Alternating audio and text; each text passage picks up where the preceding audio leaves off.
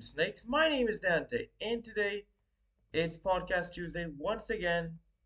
And we we got Innistrad. Uh, we got Innistrad remastered spoilers. So yeah, basically, in case if you don't know, Innistrad remastered is gonna be the next set that's basically coming out. I mean, we in I think January. Wait, when in it Innistrad remastered. What's the release date? Release date January 24th. Yeah, because Pioneer Masters already got spoiled, and today it actually comes out. I just didn't even know it. Wow. So yeah.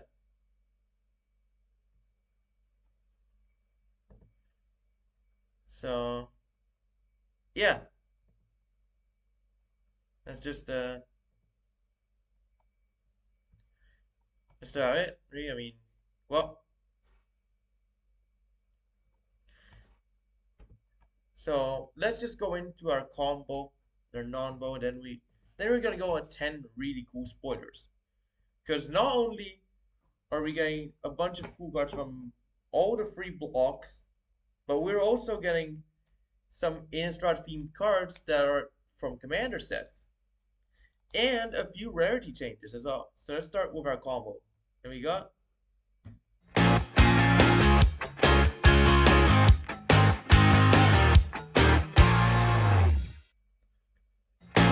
Insta Kill combo with Asterion and Unstoppable Slasher.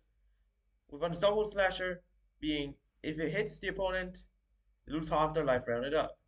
Asterion allows you to, at the beginning of your instant, make it so that someone loses life equal to the amount of life they've lost this turn,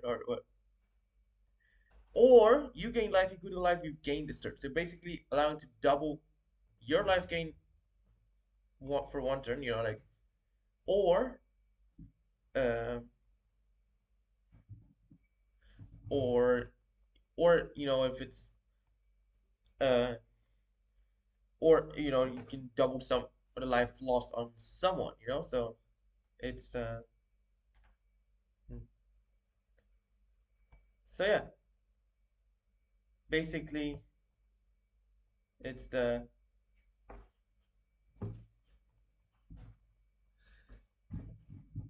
that's basically a combo. It just kills someone on the spot. But it's hard to pull off, so yeah. Let's go to our non-bow. And we got non-bow. Where's the non-bow?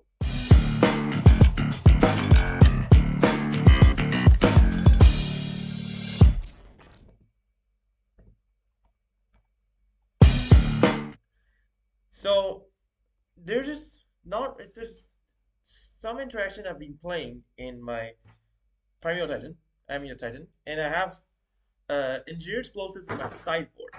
Which the thing is, Engineered Explosives does work. It is a good card that counters, like different game plans. If you're playing 1 mana or 0 mana stuff, well, it works well with 0 mana stuff. However, if I put it to destroy 1 mana stuff, then my amulets will get destroyed. So yeah, that's basically the non-bow. It's not really like you know it just stops the gameplay and yeah, but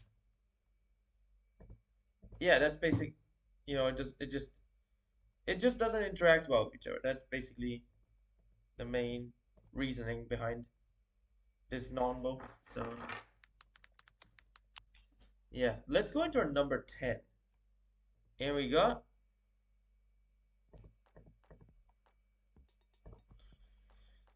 Young Wolf. It's a it's back. So it's basically a 1 mana 1/1 wolf with Undying. And basically Undying is if it dies with no +1/+1 counter, it comes back with the +1/+1 counter. So basically, this has become more popular now because of Yawgmoth, which Yawgmoth for a while was replaced by Nalu decks. But now that Nalu's banned, Yawgmoth decks are on the rise again. And basically, uh, so yeah, uh, this card you can do so many interactions because it starts out as a 1/1 and then it comes back as a 2/2. But if you put it -1/-1 counters, cancel out +1/+1 counters, and that's something that most of you don't notice. So if you put a -1/-1 counter on a on a creature with a +1 counter, they just cancel out. So which means uh, which means you put a -1/-1 counter on Young Wolf, and it's a 1/1 with no +1 counters, meaning if it dies, it comes back again. So with Yawgmoth, put two of those together, and you can just it turns into Yawgmoth's bargain, allowing you to pay 1 life to draw a card, basically. So, yeah.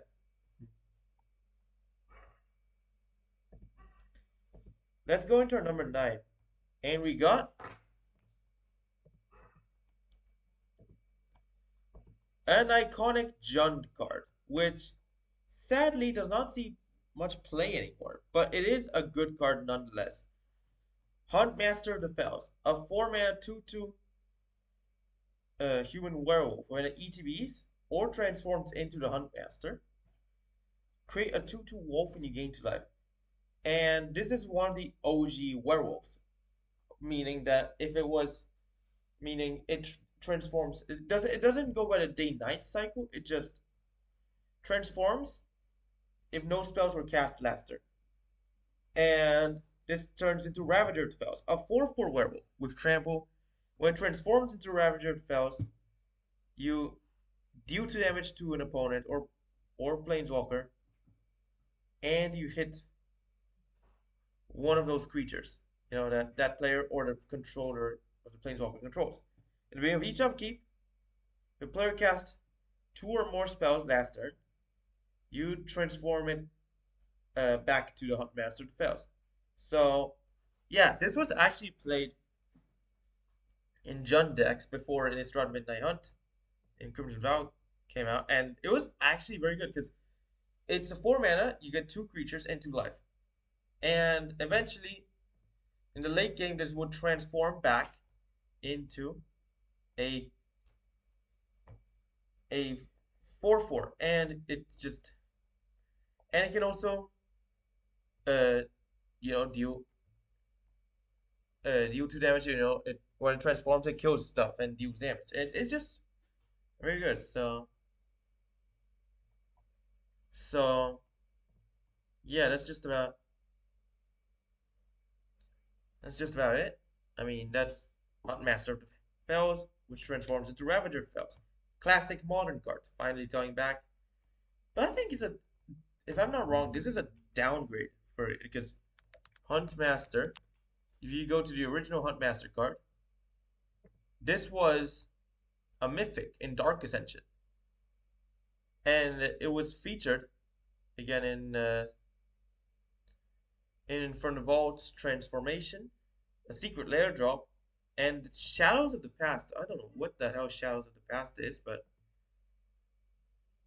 oh wait, what is this? Is this like an arena set or something? Oh, I didn't even notice. MTG. All right. Oh, last year was uh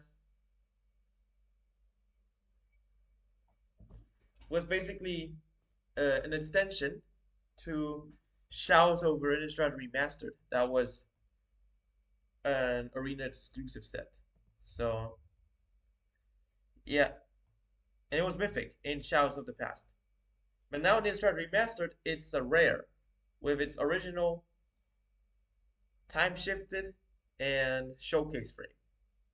So yeah, Hunt Master the Fells gets downgraded from Mythic Rare to normal rare. Now let's go to our number 8. And we got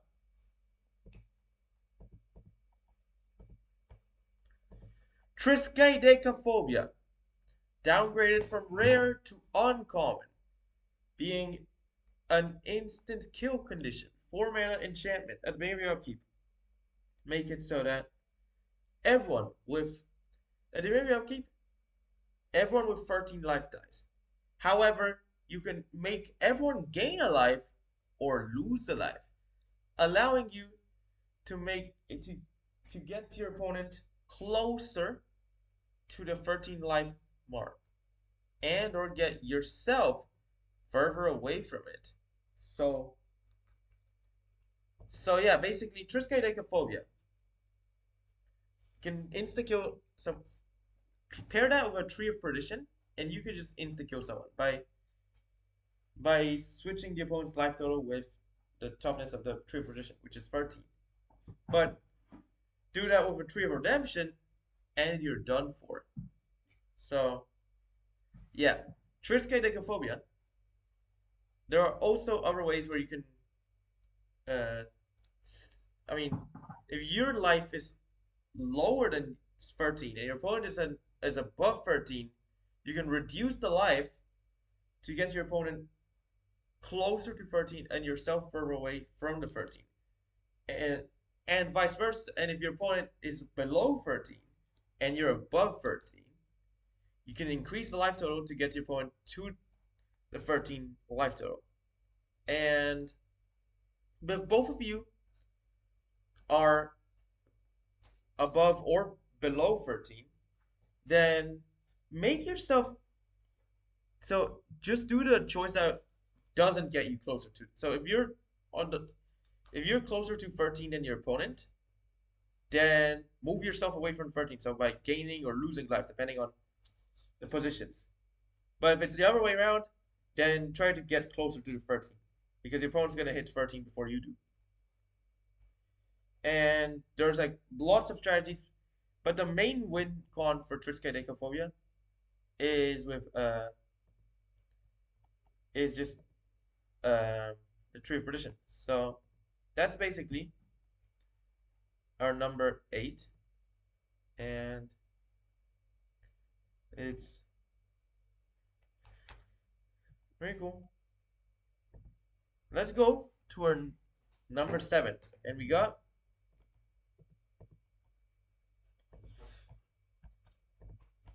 Blood Artist, a 2 mana 0/1 vampire. When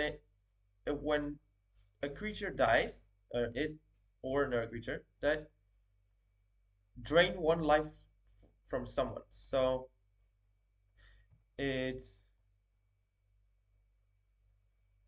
it's very cool. So this is paired as well with Undying and Yawgmoth, allowing you to, instead of lose life, make the opponent lose life. And it's just it's actually a good card. I mean, there's uh so many tricks you can do with it. I mean, you can, you know, like if you have a sack outlet and your way and you basically have to try and get your creature back, like if you if you can infinitely sacrifice your creature, this is one thing you can abuse it with. You can basically drain your opponents infinitely with this. So it's actually a very cool card, and I like it. I mean, that's basically our number 7. Let's go to our number 6, and we got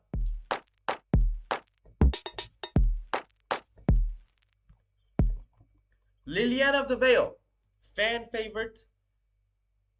Finally comes back, once again for Innistrad Remastered. After 2 years ago, She was in she was reprinted in the standard set in Dominaria United, and it's very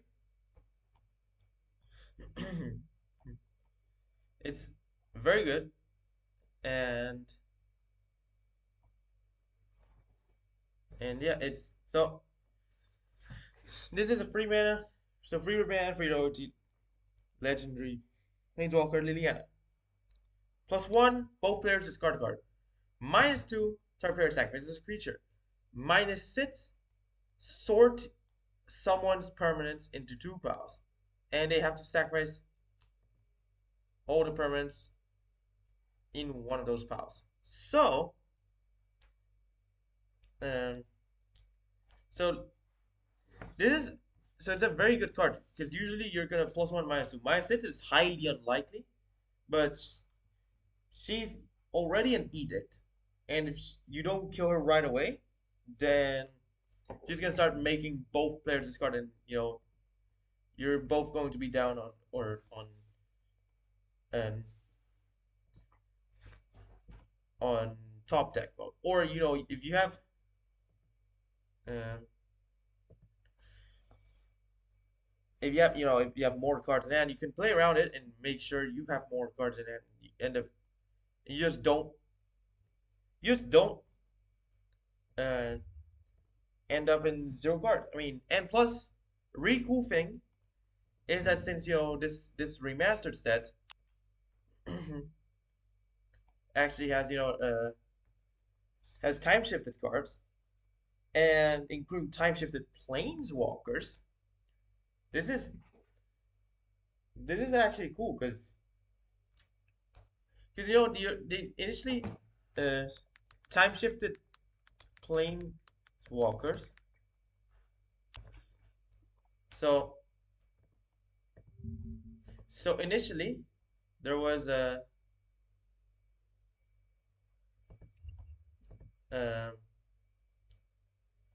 if you go to like initial the first like time shifted planeswalkers uh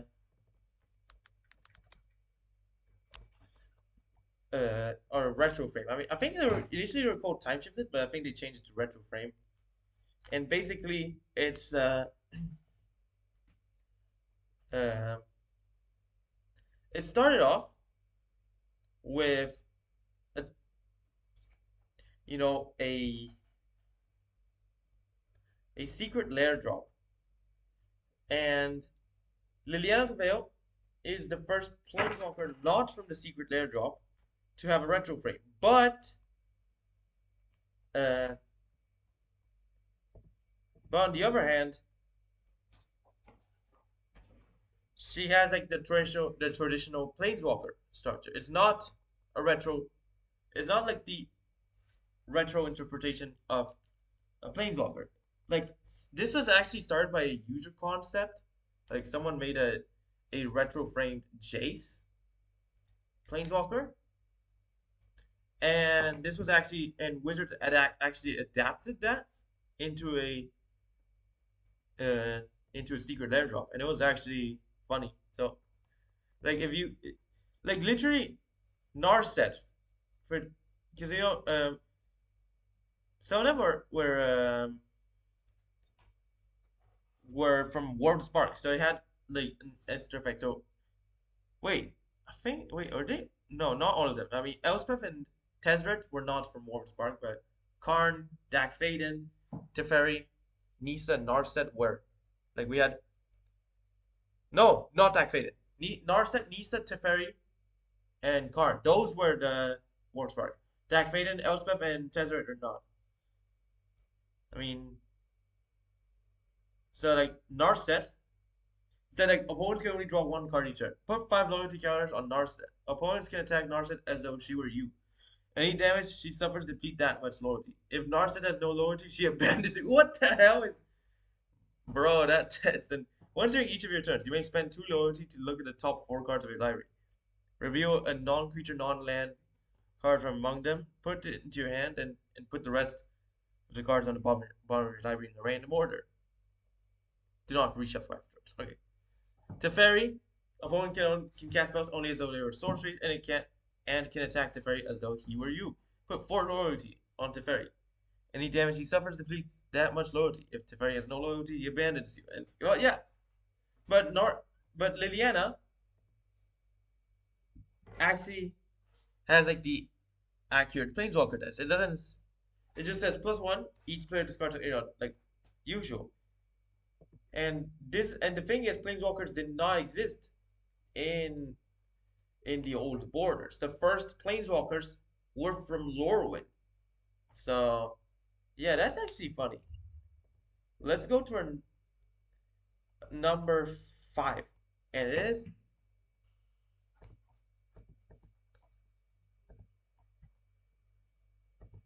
Deadeye Navigator.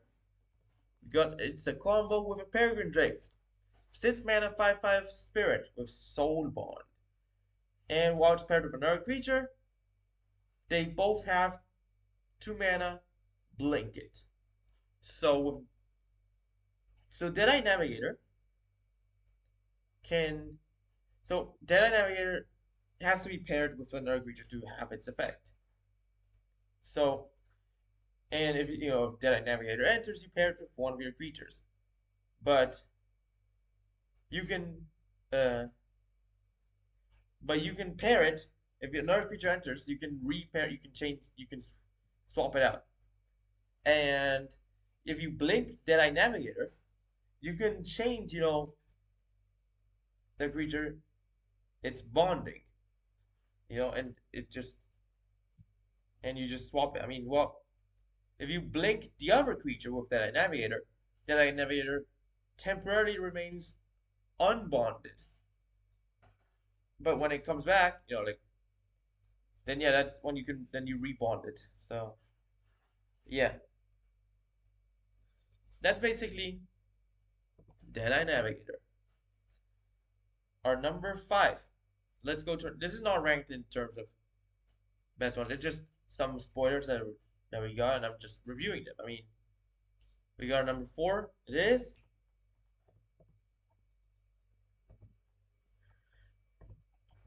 a commander from Commander 2017, Edgar Markov. 6 mana 4/4 legendary vampire knight with eminence. Whenever you cast another vampire, you create a 1/1 vampire. Eminence applying in both the battlefield and in the command zone. First strike haste. Whenever Edgar Markov attacks, put a +1 counter on each vampire you control. Banned in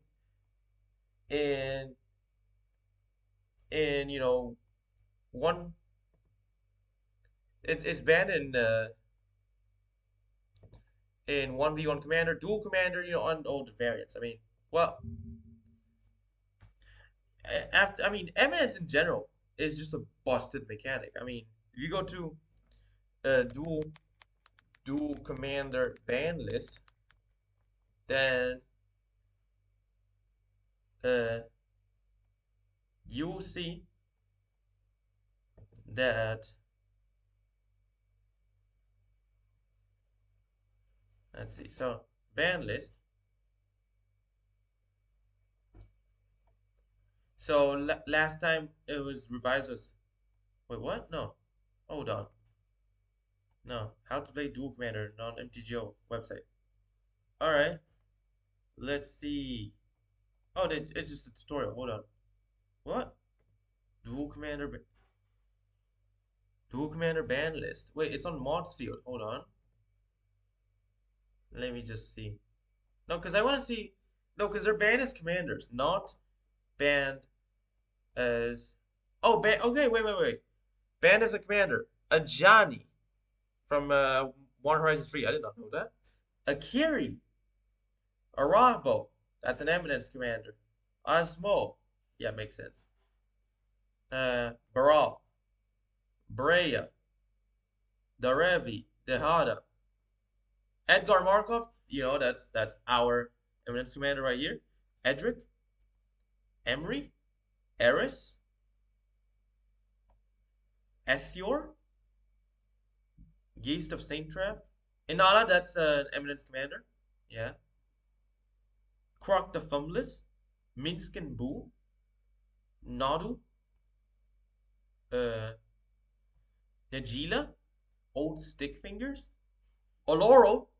That's the OG uh, Eminence Commander and the only Eminence Commander doesn't that doesn't have the tribal. All he does is just gain life. You just keep on gaining life every turn. That's just Omnath, 4-color Omnath, Prime Speaker Vanifar, Rafine, Rofellos, Shorikai, Tasegur, Urza, Vow Smasher, Winota, Yuriko, and Zergo. So basically the on the only Eminence Commander that isn't banned is the Dragon, and he formerly was banned. I mean, initially it was Inala, the one that was the only non the only Eminence Commander that wasn't banned. But then they banned Inala now, and now the Dragon's unbanned. I mean, Dragon still powerful, but he basically, but it's not that much compared to Edgar Markov. Because Edgar Markov literally creates you a vampire every time you cast a vampire, and Dragon it reduces them by 1, but uh,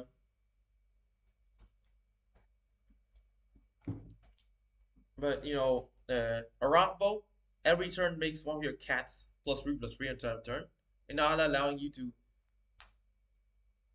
to pay 1 mana to like duplicate like wizards or something. I don't know. I mean, I don't know. Just you just gain 2 life every turn. That's literally like each upkeep you gain 2 life. So you're just gonna stack a lot of life and at this and eventually you'll be untouchable. So yeah. Yeah, even when Edgar Markov hits the battlefield, he's just broken. Like a 4/4 with first strike haste, and when he attacks, you grow all your vampires. He doesn't even need to hit the opponent. It's not like a bloodthirsty effect. It's like you just attacking grows all your vampires, and he has first strike as well. So yeah, that's basically our number 4, Edgar Markov. I mean, who knew there was gonna be commanders in the set? I thought it was just gonna be Innistrad block cards. So let's go to our number 3, and we got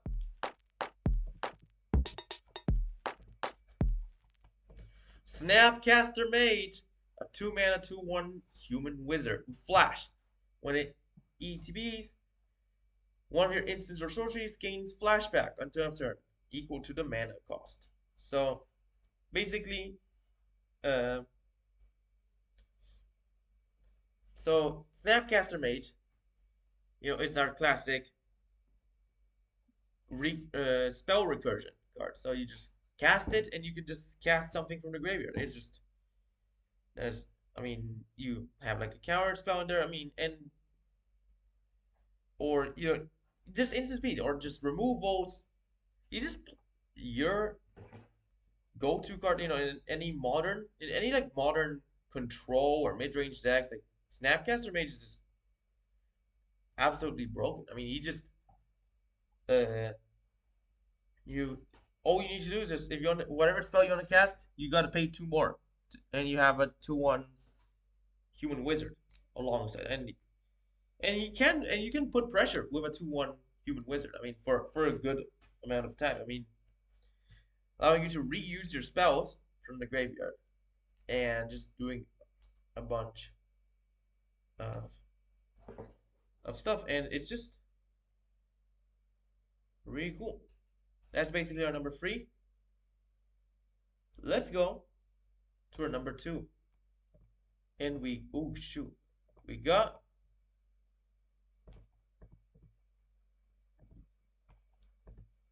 Spell Queller, a 3-mana 3/4 spirit with flash flying. When it ETBs, capture a spell like of mana value 2 or less, 4 or less. My bad. And when it leaves, the owner can cast it for free.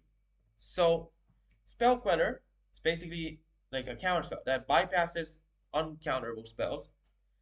But however, it only captures it temporarily.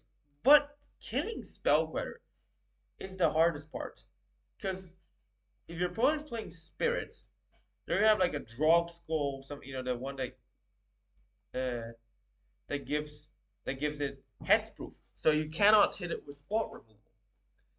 And even then, it's gonna be hard, to kill it with damage spells, because it's a 2 free, but if it just gets like if there's like one lord or two, that's it. I mean, you're not gonna there's almost no killing it anymore. So Spell Queller is a very powerful card because it just counters. It's just a counter spell, like or a temporarily like suspends a spell, and you have like a 2 free, and it hits very strong. It's just a very powerful card. I mean, I don't I don't see why I don't see why not use it. I mean, if you this is a very powerful card displayed in Pioneer Spirits, Modern Spirits as well, and it's just very powerful. I mean, I remember when it was played in Standard even, and I didn't even know what was considered as like I didn't even know how it worked until eventually. I mean, my opponent actually explained it to me, and well, yeah, it was a very good card. Let's go to number one, which is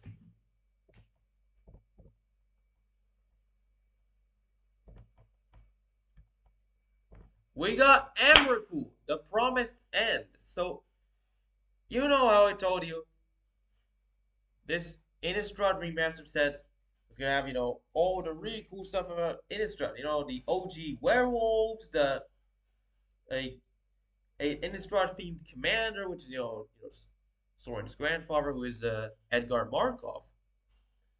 A a world a classic, a modern classic Snapcaster Mage, fan favorite Planeswalker Liliana, and our 13 win con. Well, we also have the Eldrazi. I mean, it's literally. I mean, after all, the Eldrazi did appear in Innistrad,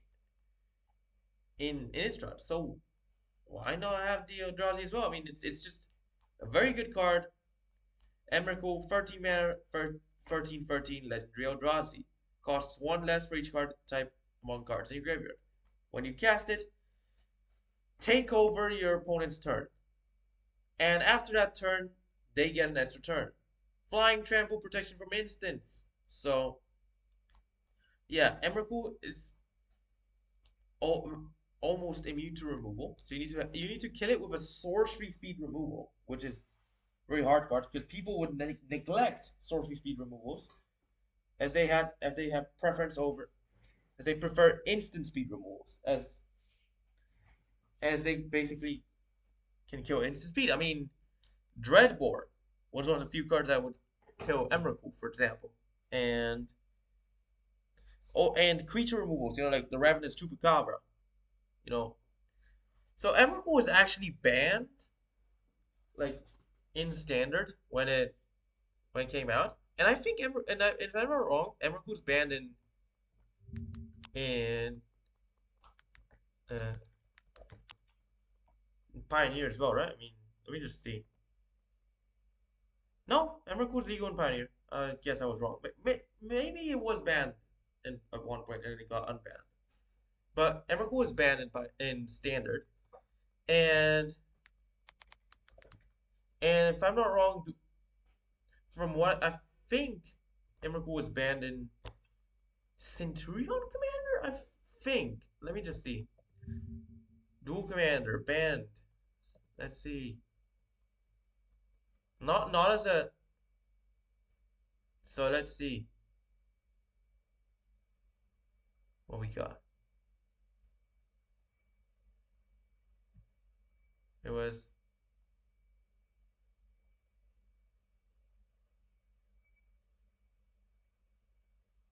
where was and individually. Oh no, it's 15 mana Emrakul.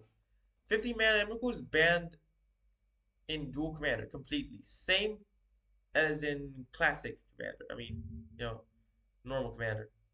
You go in Science and Legality, Emrakul's banned in commander. I mean, the 15 mana one. The 13 mana one isn't. It's just but yeah, 15 mana one is the actual powerful one. This is like slightly weaker than, or not slightly, much weaker.